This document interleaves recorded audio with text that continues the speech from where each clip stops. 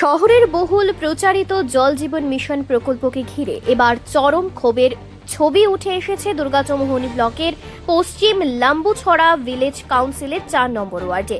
অভিযোগ, কোটি টাকার প্রকল্পে ওয়াটার পাম্প হাউস নির্মাণ এবং পাইপলাইন বসানো হলেও গত ২ বছর ধরে এক ফোঁটা পানীয় জলও পৌঁছায়নি সাধারণ মানুষের ঘরে। ফলে প্রায় ২০০টি পরিবার প্রতিদিন পানীয় জলের জন্য চরম দুর্ভোগে দিন কাটাচ্ছে। স্থানীয়দের দাবি, ভিলেজ কাউন্সিল থেকে সংশ্লিষ্ট দপ্তর সব জায়গায় বারবার অভিযোগ জানানো হলেও প্রশাসনের টনক নড়েনি। তাদের প্রশ্ন, যদি মানুষের ঘরে জলই না পৌঁছায় তাহলে কোটি কোটি টাকা খরচ করে এই প্রকল্প বাস্তবায়নের উদ্দেশ্য কি? উন্নয়নের নামে কি শুধু কাগজে কলমে সাফল্যের প্রচার চলছে? গ্রামবাসীদের অভিযোগ, সরকারের উদাসীনতা এবং প্রশাসনিক ব্যর্থতার বোঝা এখন সাধারণ মানুষকে বইতে হচ্ছে। পানীয় জলের মতো মৌলিক অধিকার থেকেও বঞ্চিত তারা। অবিলম্বে নিয়মিত জল সরবরাহ চালু না হলে বৃহত্তর গণ আন্দোলনের হুঁশিয়ারি দিয়েছেন স্থানীয়রা। তাদের একটাই দাবি, প্রচার নয়, বাস্তবে পানীয় জল চায়।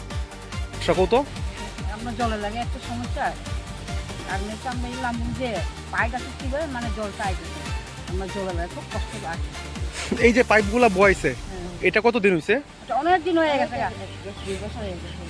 আপনারা ২ বছর ধরে জল পাইতেছেন না? না না, এই যে জলগুলো আইতেছেন, আপনারা কি পঞ্চায়েতে জানাইছেন? জানাচ্ছি আমরা, এখনো কোনো কাজ হয়েছে না? কোনো কাজ হয়েছে না। এইদিকে কত পরিবারের বসতি? পরিবার ২০০-২৫০ মেয়ে যাইব, ৩০০ পরিবার আছে। কোনো ঘরে জল যায় না? না না, জল নাই। এটা কোন এলাকা? আমরা বান্ধব লাম্বু এলাকা। এখন আপনাদের মূল দাবি কি? আপনারা কি চান? আমরা তো ওখানে এত বছর হয়ে গেছে, আমরা এই কোনো পাইপ দিতেছি, আমরা এগুলো জল তুলছি না, আমরা জলে লাগে সমস্যা, আমরা কোনো জল কোনো পাওয়া যায় না, আমরা কি করবো? আমরা জলে লাগে খুব সমস্যা আছে।